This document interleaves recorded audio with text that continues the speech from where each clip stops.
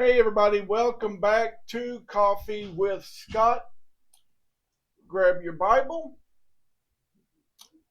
and grab your coffee and let's get started. And we're going to start with a tension that sits under a lot of scripture, but we don't always slow down enough to feel it. Jesus uses the word friend in ways that don't always match how we use it. Sometimes when he uses it, it sounds warm, and sometimes it sounds final, and sometimes it sounds like exposure. And then, if that wasn't enough, Jesus gives us another category that's even heavier when he says, I never knew you. So today we're going to sit in these three passages that all deal with the same tension. We're going to look at Matthew 26, friend and betrayal. We're going to look at Matthew 22, friend at the wedding feast, and Matthew 7, where Yeshua says, I never knew you.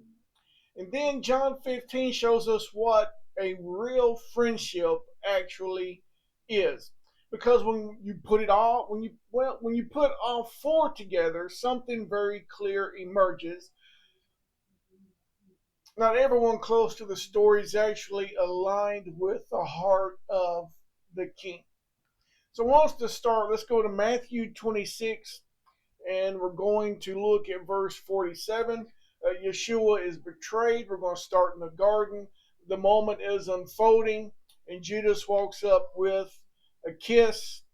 And we're going to be using. Let's use the King James version um, today.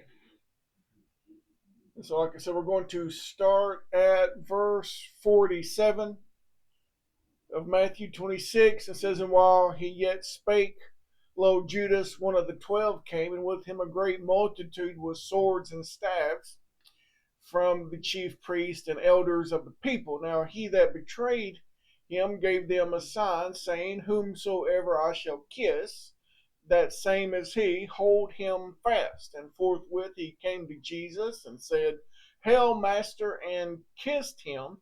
And listen to what Yeshua says.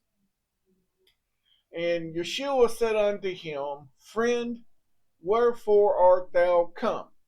So the King James has it and poses it as a question. But if we look at what the language actually says in verse 50, this is what he would have said. Verse 50, reading out of the ESV, says, And Jesus said to him, Friend, do what you came to do. Then they came up and laid hands on Jesus and seized him.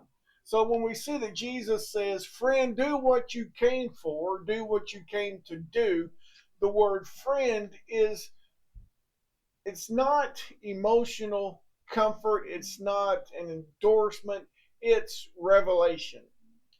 It's Jesus naming the moment without losing control of himself. Judas is operating in a religious proximity with internal betrayal. He is physically close to Yeshua, but spiritually detached from him.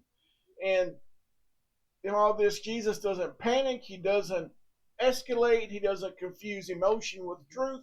He simply names reality.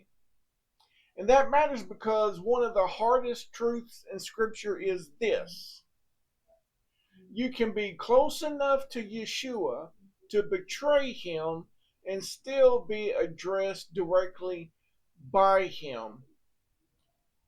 But, and I want to say this, and pay close attention to what I'm saying, but being addressed is not the same as being aligned.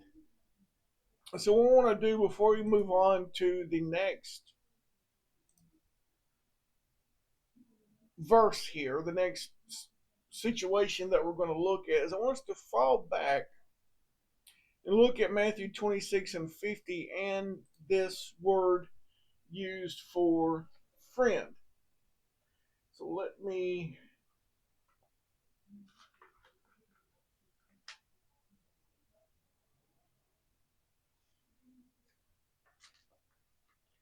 let's put this whole situation here in the garden into context. So Judas comes to the garden. In verse 50, Jesus calls him friend. And if we look at this word friend, it's a word that is used almost, it's not somebody that you know intimately. It's not the Greek word that is going to refer to a friend as in a close relationship. This is just going to be kind of like a casual, um, how you would casually address somebody. Like, for example, um, sometimes when talking, I may say, I've got a friend, talking about a person or somebody, but in all honesty, they're not a close friend. They're more of an associate. So, this word that Yeshua uses when he calls Judas friend, please don't be mistaken in thinking that this is a situation where Jesus would have put his arms around Judas and embraced him and gave him a hug and say, welcome back to the rest of us. This is more of I know you, but I don't know you. I don't have a deep relationship with you, is what he is saying. So, um, here's kind of like what he is saying. He says, it's almost like he's saying, you stand here as if you belong here.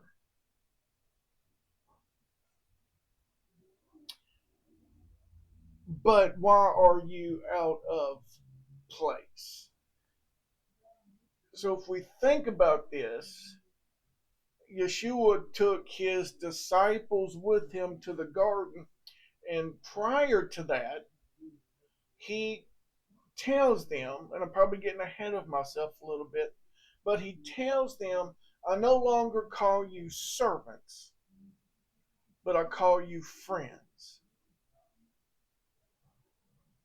So Judas was there for that exchange. And so we're going to see as we progress uh, how there are different words in the Greek language for friend and the different meanings that they carry. So we're going to go to Matthew chapter 22.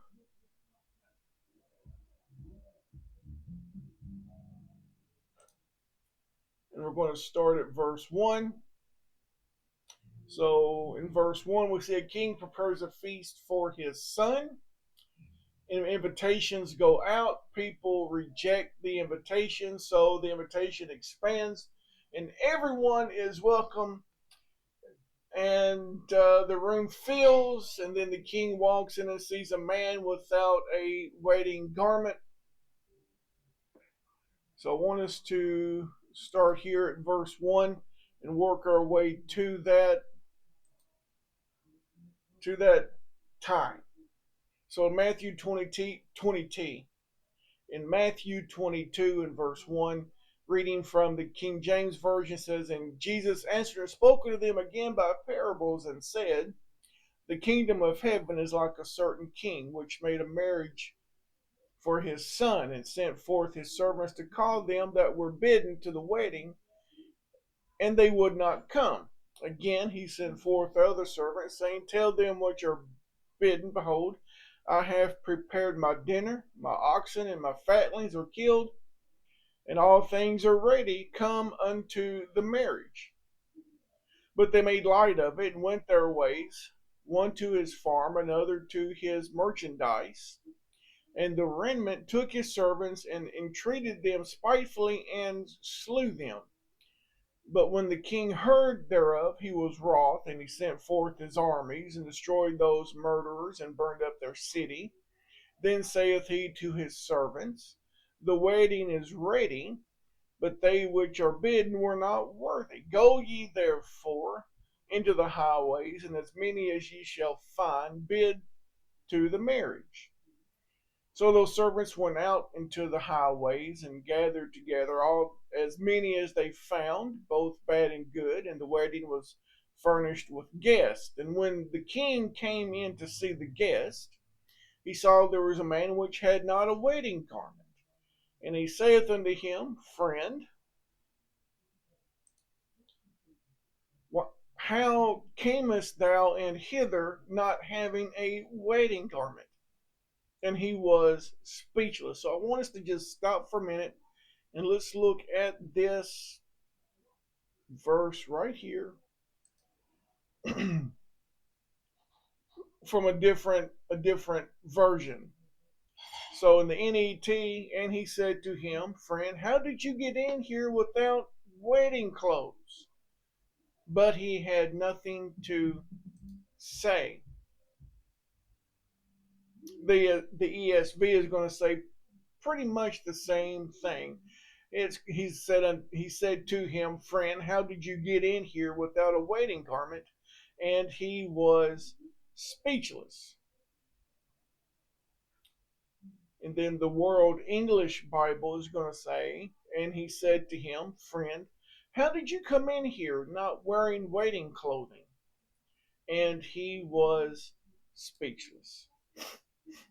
Verse 13 says, Then said the king to the servants, Bind him hand and foot, and take him away, and cast him into outer darkness. There shall be weeping and gnashing of teeth, for many are called, but few are chosen. So if we look at this word friend in verse 12, it is going to be the same word that Yeshua uses in the garden when he calls Judas friend. So once again, this word friend here is one that says you're not a close friend. You're not somebody that I really know. There is no real relationship between you and me. So this is not a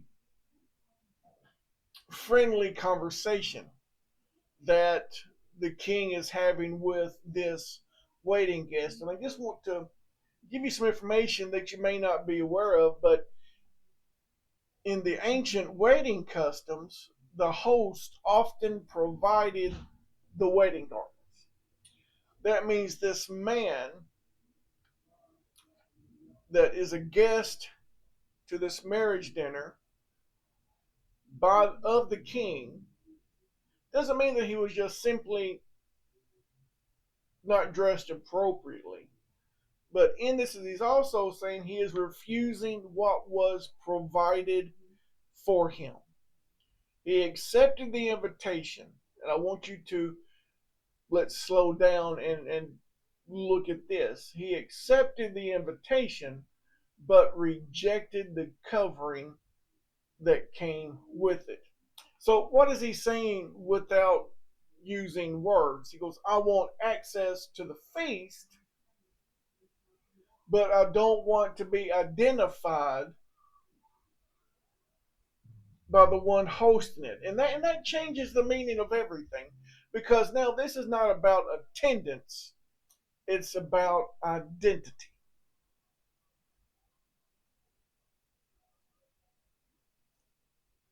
It's not about attendance, it's about identity. And we see that the king, as I've already said, calls him friend, but not because he is affirming him, giving him the idea that he is a friend of the king, because he is exposing the guest contradiction. I want to be invited to the marriage feast, but I don't want to be identified by the king. I don't want to be identified with the king. Let's say it that way. And there is no, as you see here, as we read, when he's asked the question, and I like how the NET and the ESV and the World English Bible say it. I really like how the World English Bible says it, because he's asking a question. How did you come in here not wearing wedding clothes? If we look at the NET, he's asking, how did you get in here? How did you get in here without the proper garments? But it's almost, the NET almost makes it sound as if somebody saw him, knew that he was not dressed properly, and let him in, or or it could also be implying, and I've not looked to see why they translate it that way, but it could also be implying that he snuck in another way. But I do like the World English Bible. It says, how did you? It's almost saying you knew, you were given a garment to put on that would identify you and prepare you as a guest of the king. And you chose not to put, so the king is saying to him, you chose not to put on the wedding garments that I provided for you.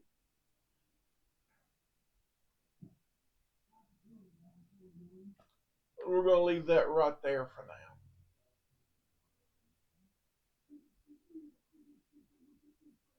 So from here, let's move to Matthew chapter 27.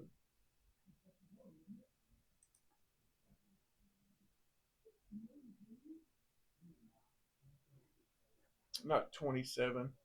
Matthew chapter 7.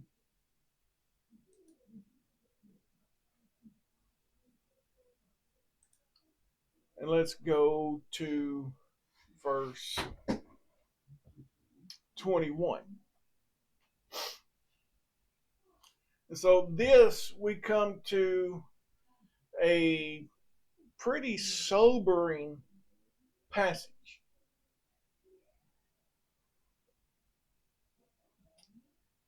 Probably one of the most sobering things that Yeshua ever speaks.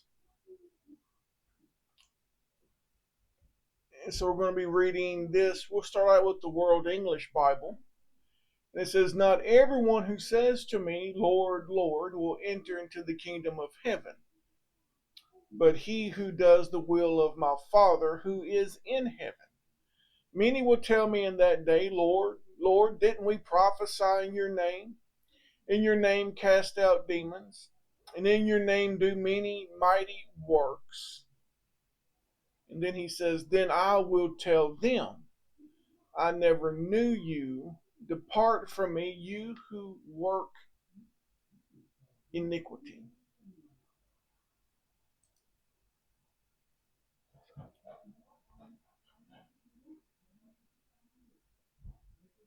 So here we are confronted with a situation that where Yeshua says these people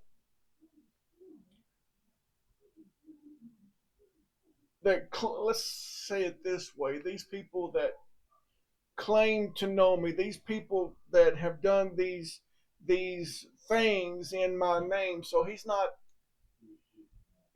talking about atheists. He's not talking about outsiders.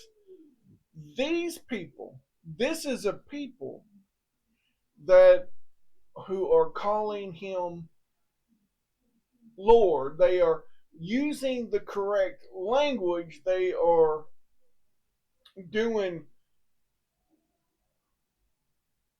let's just say, ministry activity. Because they say, did we not prophesy in your name, cast out demons in your name, do mighty works in your name? These people are not inactive people. They are active. They are involved.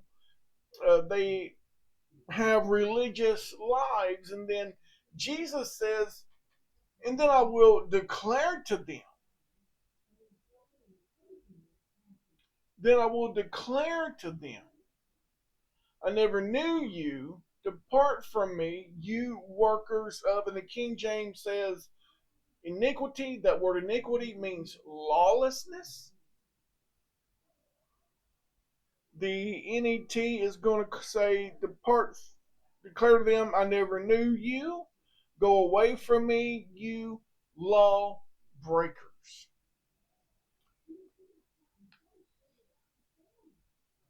So here Jesus says, Yeshua says, in the verbiage, the word that he used, this word, I never knew you, it's a word.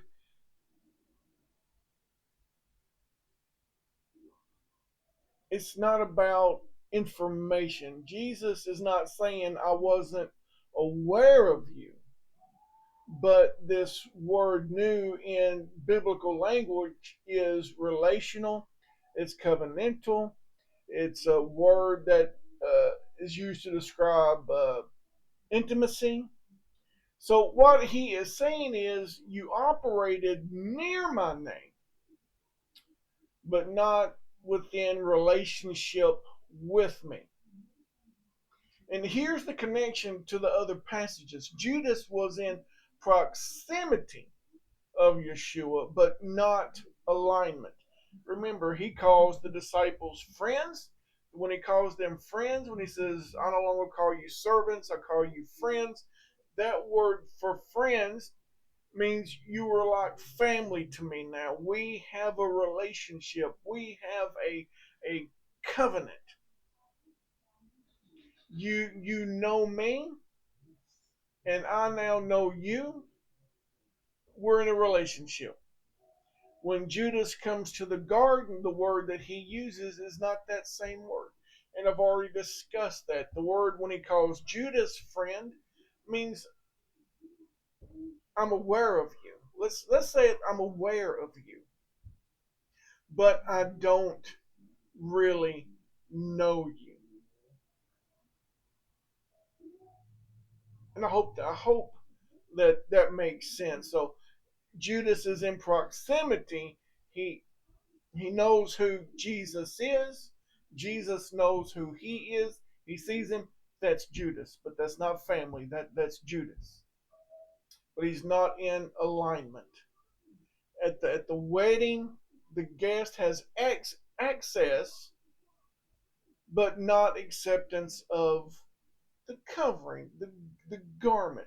And so once again, the king uses that same word that Yeshua uses when he talks to Judas. He doesn't use the Greek word that shows covenant. He doesn't use the Greek word that shows intimacy. He doesn't use the Greek word that shows that there is a relationship between him and the wedding guest. He uses one that says, I know who you are, but that's about as far as it goes. I know, you could say almost, I know what you do for a living, but I'm not aware of how good you are at it. And so these people have activity in Matthew 7, but not relationship. And Yeshua uses the strongest possible language when he says, I never knew you, meaning you were involved in the system, but but not connected in the relationship. And this is about revealing that activity can exist without intimacy. And that's one of the most sobering ideas in the entire teaching of Yeshua is you can be convinced you are inside while never actually being known. And the reason they're not known is because he says you're lawbreakers. He knew that much about them, that they were lawbreakers, and not just any law. They were breaking God's law. Breaking God's law. But let's go to John chapter 15.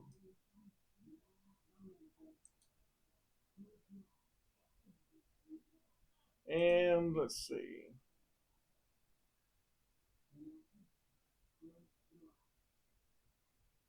I'm trying to find my spot here.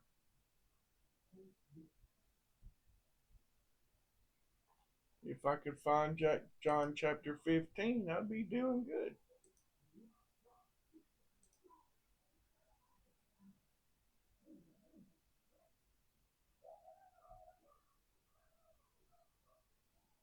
Let's go down to um, verse 14.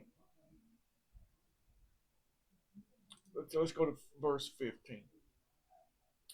Yeshua talking to his disciples, and he says in John 15, verse 15, I no longer call you slaves, because the slave does not understand what his master is doing.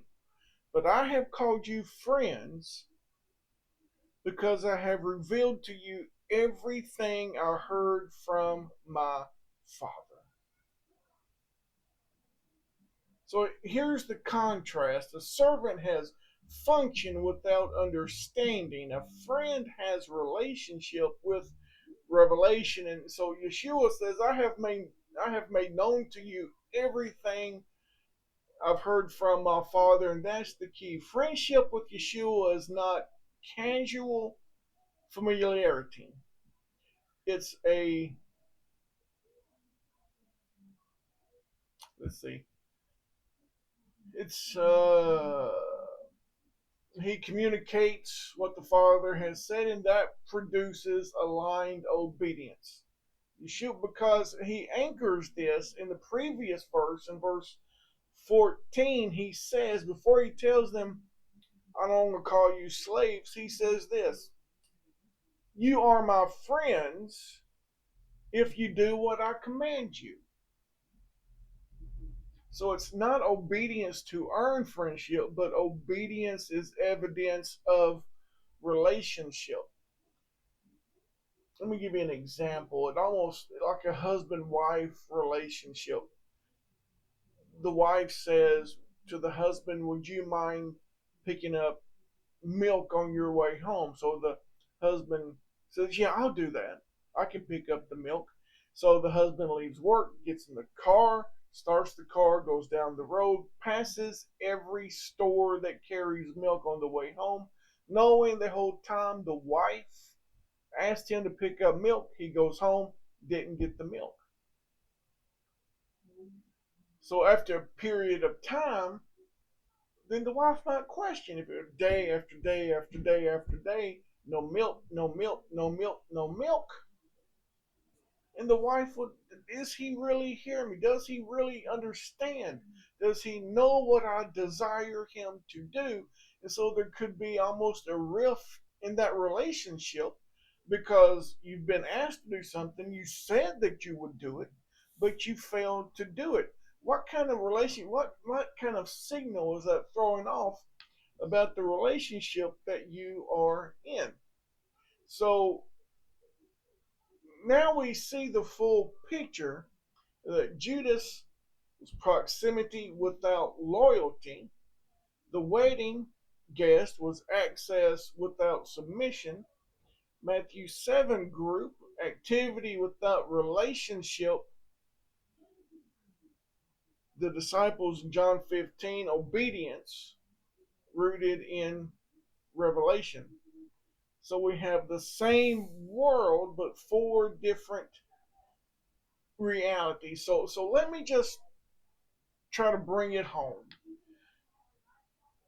It's like Jesus is not confused in what not in what, but how he uses language. He is precise. And he is showing us something uncomfortable but necessary. Not everything that looks like closeness is actually closeness. Not everything that sounds spiritual is actually relational.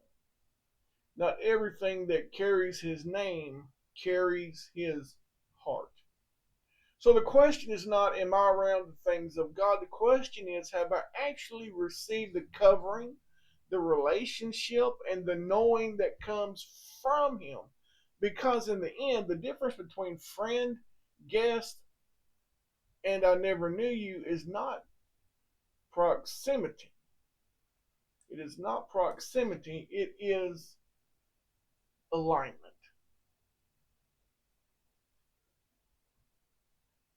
Let me say that again. The difference between friend, guest, and I never knew you is not proximity, it is alignment.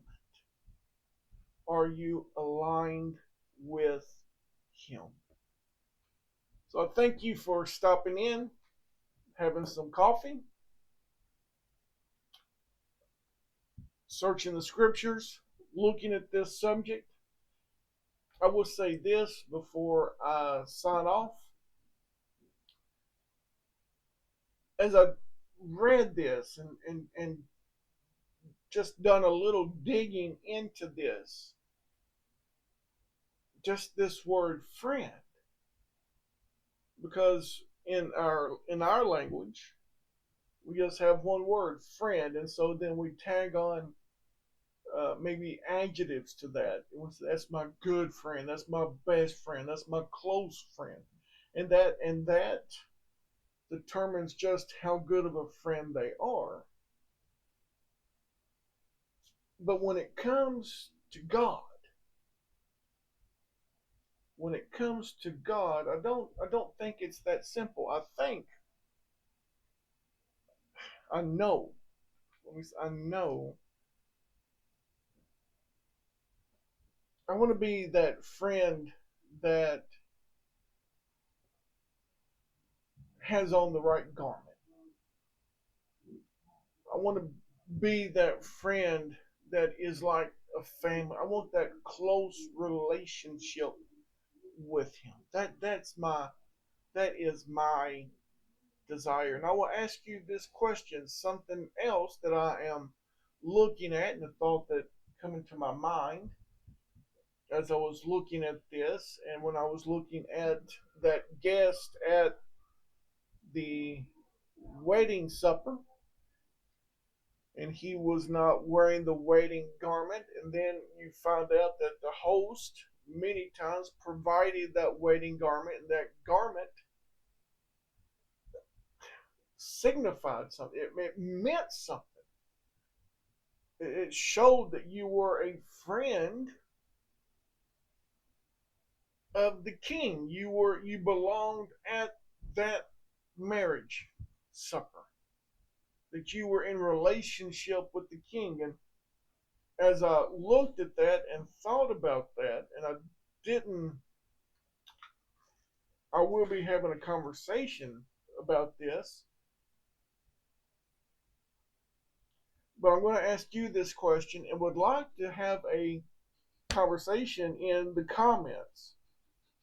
But could it be that those outside the city in Revelation 22, let's go there as we end this.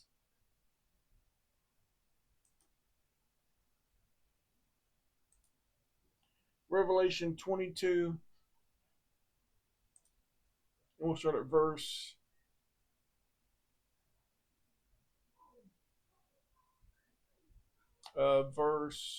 14.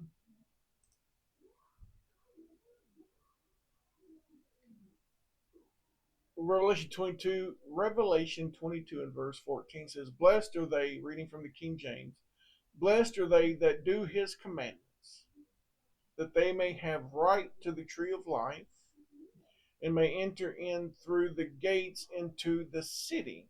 Verse 15, for without are dogs, and sorcerers, and whoremongers, and murderers, and idolaters, and whosoever loveth and maketh a lie. So let's go back to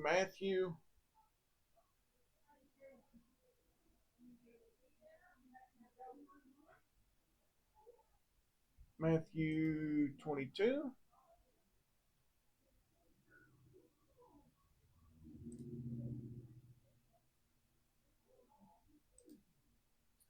And let's see. Where are we going? Verse 11. It says, and when the king came to see the guest, he saw there was a man had not on a wedding garment. And so he asked him, he said, friend, how did you get in here without wedding clothes? But he had nothing to say. And then it ends in verse 14, or verse 13. It says, tie him up and hand and foot and throw him into the outer darkness where there is weeping and gnashing of teeth. For many are called, but few are chosen. And I'm not building a doctrine on this. It's just something I like to have a conversation about. Pick your mind. Could it be that those who are outside the city in Revelation 22, could it be that they are former wedding guests? Those who could have been citizens in the kingdom, because this parable is about the kingdom of God. They're not the bride, they're guests. They're guests to the wedding supper. They're not the bride. So they could have been citizens, possibly. But the ones outside the city, could they be the ones that refused to wear the wedding garment? So if you've made it this far in this video, drop a comment in the comments and let's discuss this. Could this be something? These be telling us something. What do you think? Could these be people that refuse to wear the garment provided by the king? Could they be? We're going to stop there. Like the video, share the video, comment in the video. Thank you for watching. Thank you for stopping in and having some coffee with Scott.